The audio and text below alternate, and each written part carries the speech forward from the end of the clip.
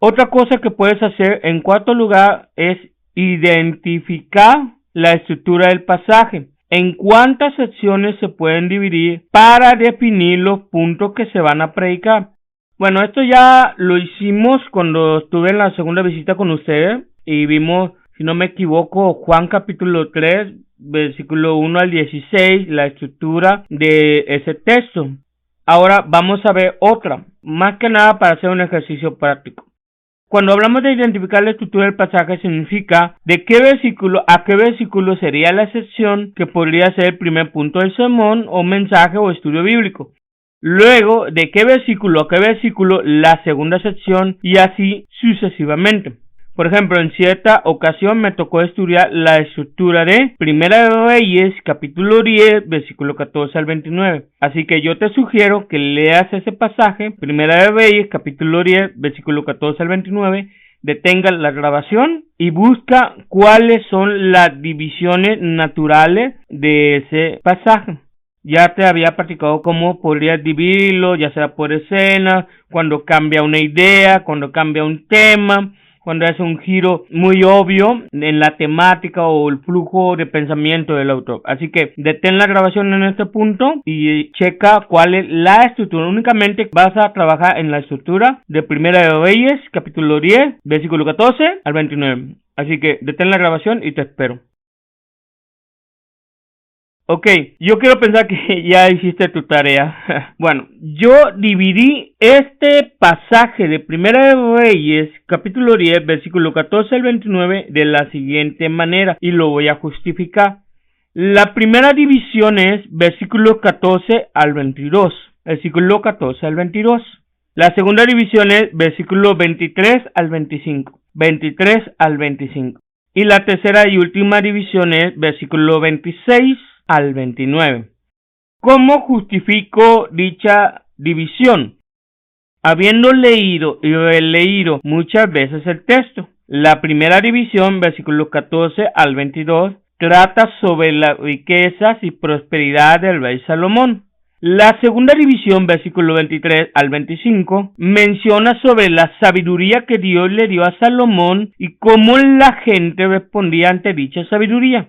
Y en la última división, la tercera, versículo 26 al 29, comenta sobre la compra de caballos y cabos que dentro del contexto de su época eran símbolos de poder militar.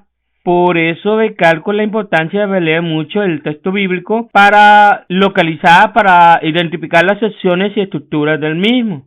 Por cierto, se recomienda no exagerar en la cantidad de puntos ni divisiones. Solo la cantidad de secciones que tu texto ocupe. Por lo general se recomienda no tener más de 4 secciones, pero todo depende y varía de acuerdo a la extensión de tu texto. Bueno, que el Señor te guíe sabiamente en esto. Segunda de Timoteo 2:15. Ahora, un tip extra. Además, es de gran ayuda si trabajas en breves resúmenes, como lo que acabo de decir hace un momento, de lo que trata cada sección dividida. Esto trae como ventaja que puedas discernir cuál es el flujo del pensamiento del autor sobre el texto. Ahora bien, vamos a nuestro quinto paso, nuestra quinta indicación. Encuentra la verdad central. Generalmente se halla en un versículo que declara o resume toda la enseñanza. Debe ser una verdad que resuma todo lo que trata el texto y su enseñanza. Te voy a mostrar algunos ejemplos. Una ocasión me tocó predicar Primera de Samuel, capítulo 6, en la que los filisteos habían capturado el arca del Señor, pero Dios había enviado juicios contra las ciudades paganas. Luego decidieron devolverlas con ofrendas por la culpa y el arca llegó a un pueblo de levitas.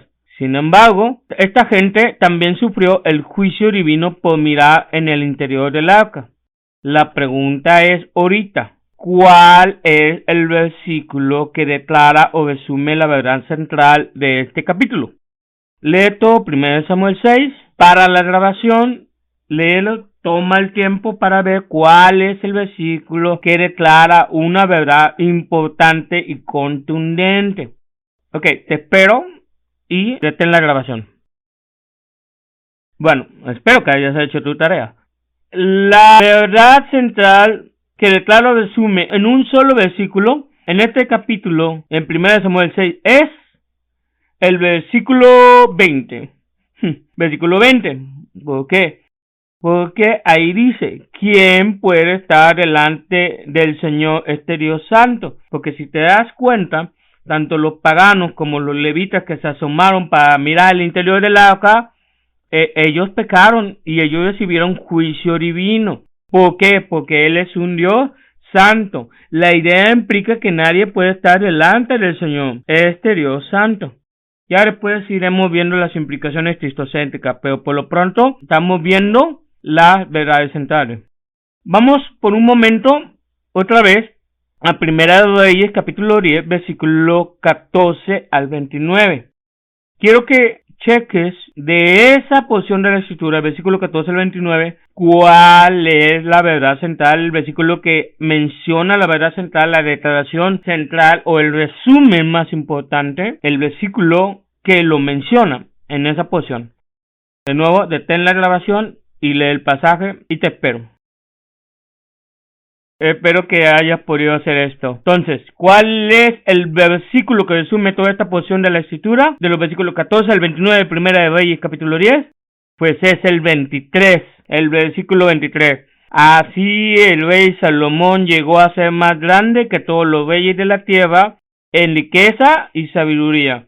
Si te das cuenta, eso resume que es su grandeza, su poder llegó a ser más grande que todos los reyes de la tierra, como en riqueza. Hablamos de la riqueza en una de las secciones, en otra división hablamos de la sabiduría.